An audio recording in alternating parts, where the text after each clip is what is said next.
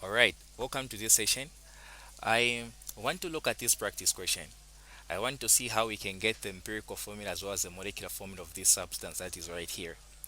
The question is saying we have been given 0.548 grams of a fuel, which is composed of three elements.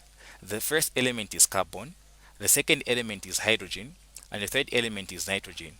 So these are completely combusted, and when you use the word combusted, that's saying these they burned up, and when they burned up, they give us certain products. And the product that we are given here is water, because the question is saying we are having 0.312 grams of water, and we're having the 1.52 grams of the carbon dioxide, which were produced after combustion. The molecular formula has been given as 79.01 grams per mole. So how can we get the empirical formula of this same question? So I'll make it very easy and straightforward. I won't complicate much of the stuff.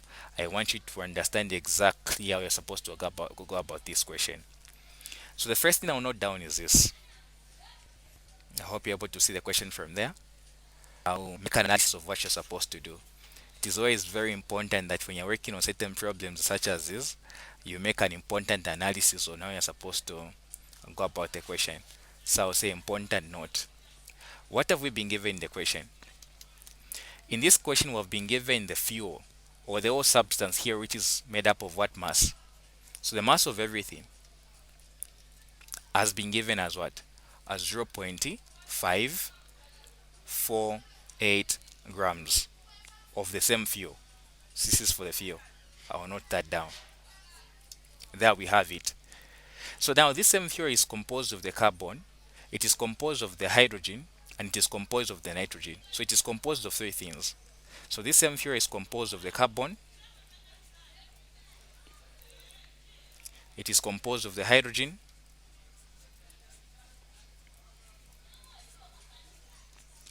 it is also composed of what? Of the nitrogen. So we want to find out the empirical formula. And we know to say by definition, the empirical formula is the shortest way of writing the chemical formula of a substance. I'll give an example. We have a structure called glucose, and the structure of this glucose is written as C6H12O6. Then you've been taught to write the empirical formula of this substance. So I was trying to emphasize the point to say the empirical formula is the shortest way of writing the this chemical formula here. So in trying to simplify this, we know we have a common denominator here, which is a 6. So we know that this 6 here can go into the 6 itself, it can go into the 12, and it can go into the 6. So you can simplify this. So if we divide the subscript here by the same 6 here, right? We have a 6 there, you have a 6 here, you have a 6 here.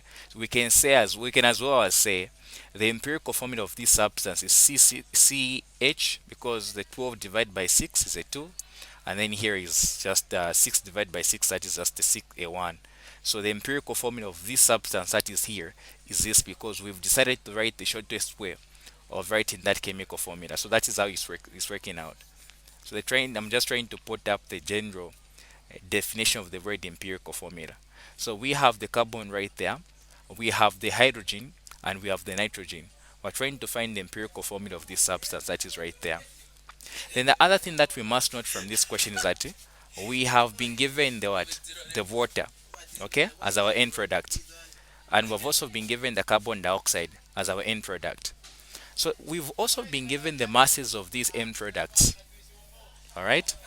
So let me point out something very important here. We've also been given to say the products that we're getting from this reaction is water, and you know that water is rated as H2O, and then the other product that we're having here is what? Is carbon dioxide, which is CO2. So from here, we know that we can get the what?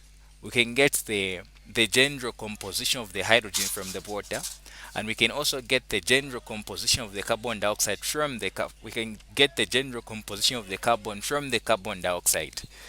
So I'll try to find the individual masses or the individual composition of the carbon, of the nitrogen, as well as the hydrogen. So I'll start with this one here, the nitrogen. So the H2O here is having what? The mass of this one has been given as 0.312 grams. So now let's find out the composition of the hydrogen that is in there. So we want to find out what is the general composition of the hydrogen that is in water. So the first thing you're going to note down here is that you're going to get the total molecular mass of water, which is H2O. And when you do that, you know to say this is 1 times 16.01, and this is 2 times 1.008. So this is going to give you 16.01, and this is going to give you 2.0, that is going to give you 2.016 grams. And when you find the total there, you're going to get the mass of what? You're going to get the mass of 18.026 grams per mole. So I just found out the total molecular mass of water. Let me also try to find the total molecular mass of the carbon dioxide on the other side.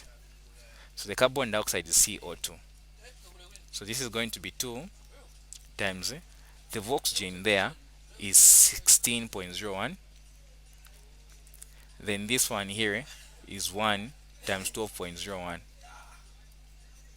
So this is going to give you what? That is going to give you 32.02. And this is going to give you 12.01. So to find out the total there, you're just going to get 44.0 grams per mole. So by finding the total molecular mass of the carbon dioxide and finding total molecular mass of the hydrogen, you're going to find the individual masses or the individual composition of the hydrogen that was in the water and the carbon that was in the carbon dioxide. So that is what we're trying to do here.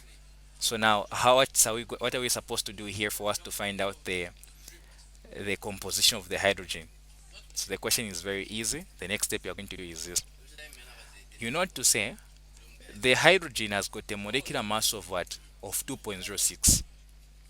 2.016 gram per mole over the total molecular mass of what? Of 18. The total molecular mass of water, because we know to say the hydrogen is in water. The molecular mass of water is 18.0 grams per mole. And we're trying to find out what is the composition of the hydrogen in that water. So we're going to divide the molecular mass of the individual hydrogen divided by the molecular mass of the same water, which is 18.026 grams per mole. Then you multiply this by what? They also consider the masses, because the mass of the water that was given was what? Was 0.312 grams. Divide by what?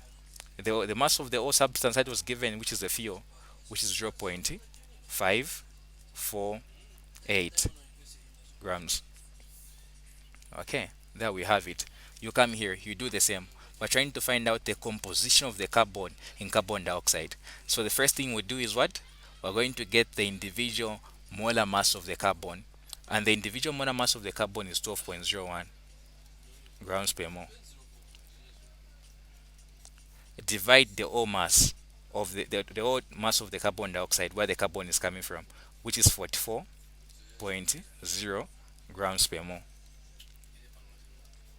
times the mass of everything. What was the mass of the carbon dioxide? The mass of the carbon dioxide was given was 1.525 grams, and the mass of the whole substance that was given there, that was burning, or the one that underwent the combustion to produce the water and the carbon dioxide.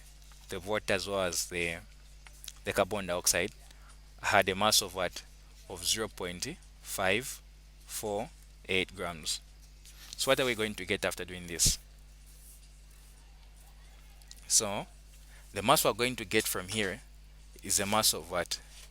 0.0637 grams of the what? Of the hydrogen. So this is for hydrogen, should note.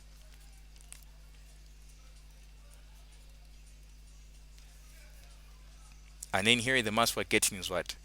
We're getting a mass of 0.75952 grams. So this is for the carbon.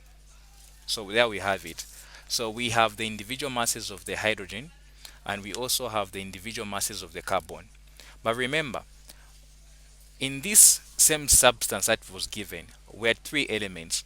The first element was the carbon, the second element was the hydrogen, and the other element was what? Was the nitrogen.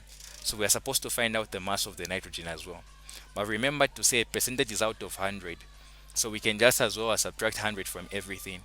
But you can know that from these numbers here, they have been reduced already.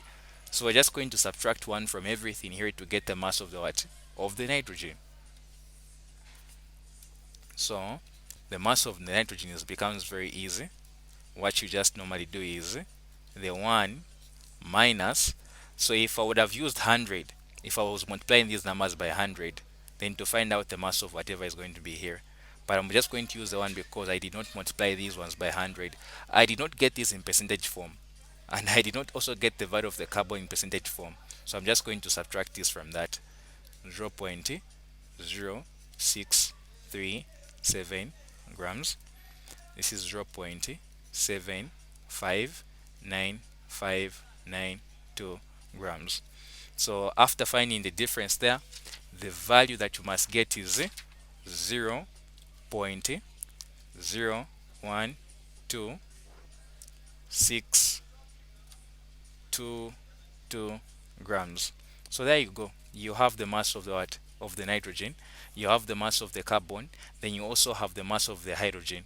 So what are you supposed to do here? We can now go straight forward to finding empirical formulas.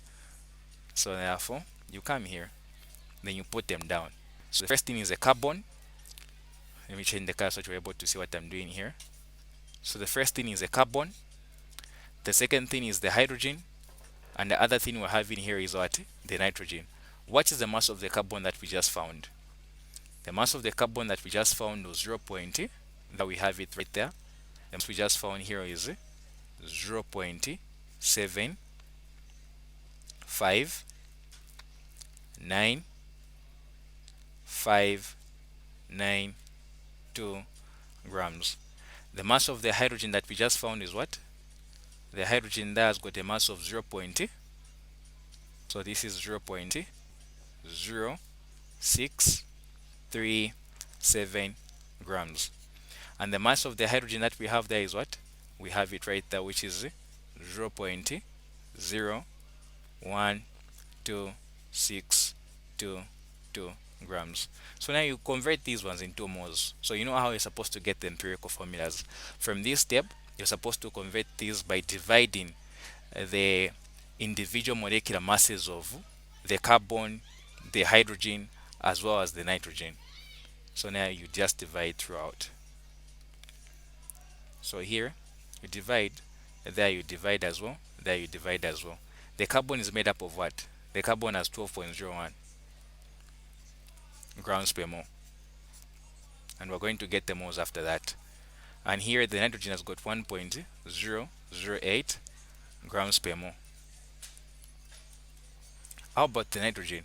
It has 14.01 grams per mole. So let us find out what we're going to have after this.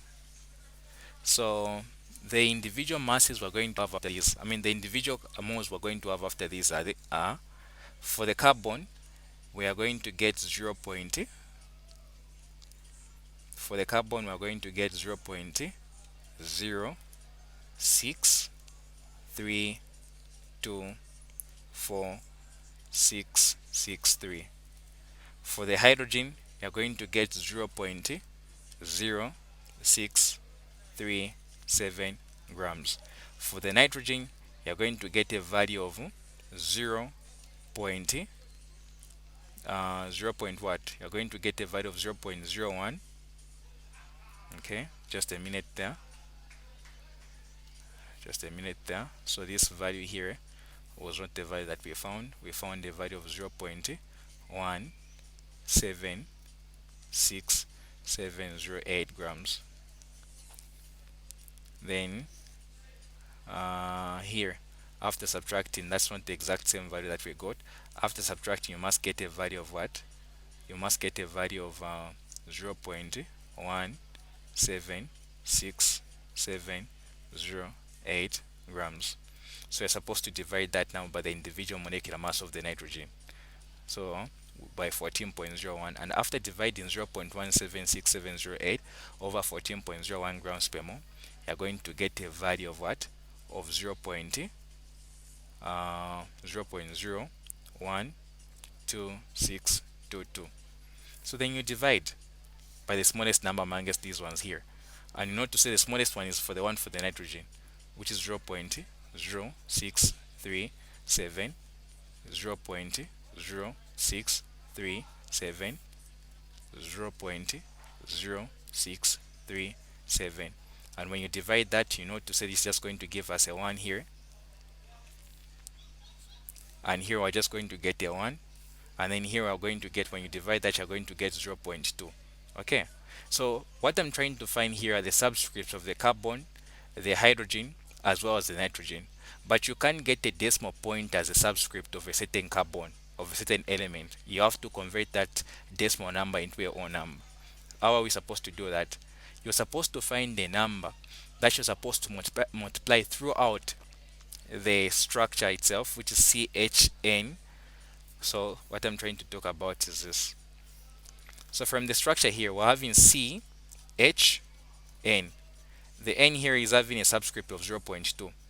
The carbon here is having a subscript of 1. The nitrogen here is having a subscript of 1. So from this entire structure here, we're supposed to find a number that we can multiply throughout for us to get the whole number. What number is that? So that number can be 5. And when you multiply 5 throughout, you're going to get this same empirical formula. So the empirical formula you're going to get after this is this.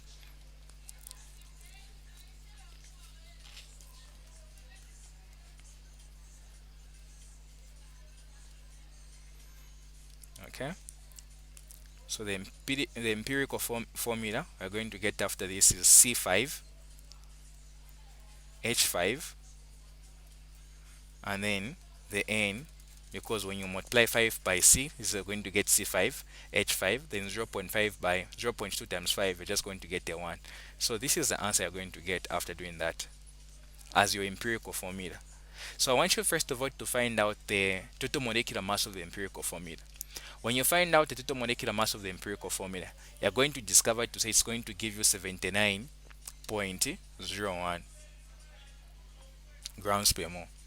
And 79.01 grams per mole is the molecular formula that we are given in the question. So since the molecular formula is equal to the empirical formula, is equal to the molecular mass of the empirical formula, it actually tells you that even the molecular formula of this same substance or structure is equal to C5, H5, and the N. So that's one thing you should know. And the molecular formula of this same substance here,